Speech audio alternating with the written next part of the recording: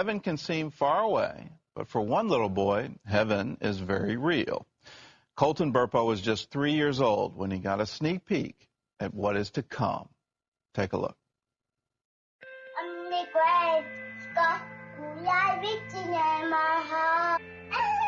How old are you today?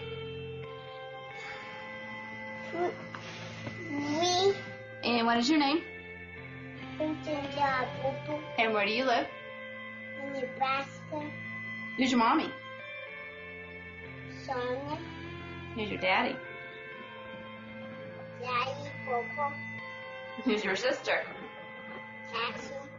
That was 8 years ago. Looking at Colton now, you would have never guessed that he almost died in 2003. His father, Todd, tells about Colton's near-death experience in the book, Heaven is for Real. And he started throwing up into the toilet, you know, and at first we're like, okay, he's got the stomach flu, because the doctor said it was going around. Colton's condition only got worse as days passed. His doctor discovered his appendix had burst. An infection was spreading in his body. Time was running out. And we knew we were in bad shape when they said, well, you need to come out to the hallway. They separated us from everyone else, and then someone came to us and started talking to us that we got to have surgery on your kid. It was tough. Seeing your boy be lifeless when he was a very vibrant child. And it was at that moment that we were looking at each other. I remember my wife holding Colton in that hallway, just us. He's not even moving. We went to the surgery prep area, and I remember them hauling him away and him just yelling at me, Daddy, don't let him take me. Daddy, don't let him take me. And I went back to the pre-op room where we had left some stuff, and I was finally alone, shut the door, and I just broke down and I was mad at God. I just frustrated, fed up. And I remember telling him, I said, God, after all I've done for you, and now you're going to take my kid? This is how you treat your pastors? And I was calling our prayer chain. I was calling anybody that would be on the other line to get Colton on the prayer chain because it was bad. We were there in the waiting room for an hour and a half, maybe. Then I remember the nurse coming out. Is Colton's daddy out here?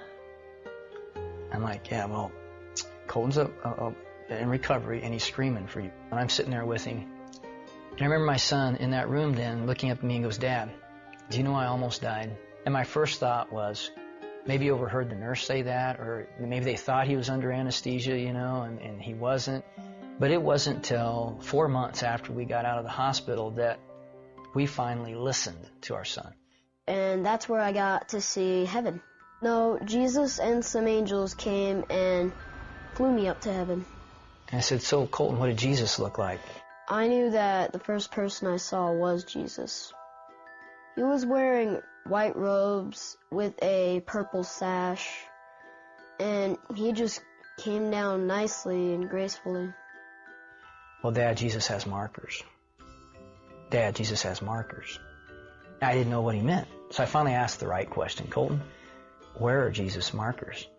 And he drops his toys down, and he stands up, and he just points, Dad, they were right here. He takes his fingers, points to the palms, then he bends over and touches the tops of his feet and looks up to me. That's where Jesus' markers were, Dad.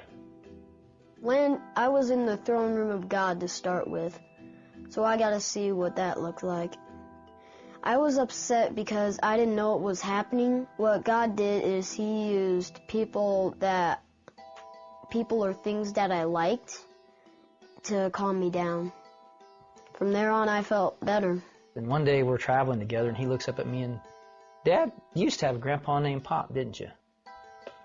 I'm like, yeah, he's really nice. Really?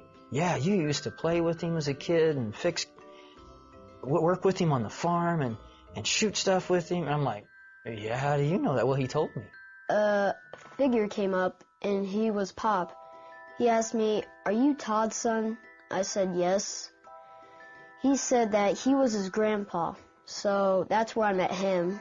Yeah, Pop, I was very close to him. And he was my most significant male role model when I was a kid growing up. But he was killed in a car wreck before I turned 7. I was busy paying bills again, because that's my job. And he came up and told me he had 2 sisters. Well, he had to say it several times before he finally got my attention. And finally, I put myself down and looked at him and says, "What do you mean you have 2 sisters?" "No, I have 2 sisters. You had a baby die in your tummy." And I just looked at him like, "Well, how do you know you have 2 sisters?" "Well, she told me." And then he proceeded to describe her. She looked like Cassie, but she had brown hair. And first time when she saw me, she just came up and hugged me. We knew this was true because he said, "She kept hugging me. She wouldn't stop hugging me, Mom," and I didn't like that. Well, I'm not really the hugging type. I had miscarried the weekend of Father's Day weekend, which made it even rougher. And we thought we'd dealt with it. We gotten over it, accepted that the baby had died. But when he said he had 2 sisters, I think I was in shock first and then trying to realize, what is he telling me? And so I knew that he had seen her, and after he described her, he says, she's just waiting for you guys to come to heaven. You know, as we talked about heaven, and he was telling me all these wonderful details, I just felt like I had to ask him, did he want to come back? I knew that I was leaving heaven because Jesus came to me and said, "Colton, you need to go back." Even though I didn't want to go back, he said that he was answering my dad's prayer. I remember that prayer. That irreverent, that disrespectful, screaming at God prayer. I was like, he's answering that prayer? Today, Colton is a healthy 11-year-old and shares his heavenly journey with boldness. I learned that heaven is for real, and you're going to like it.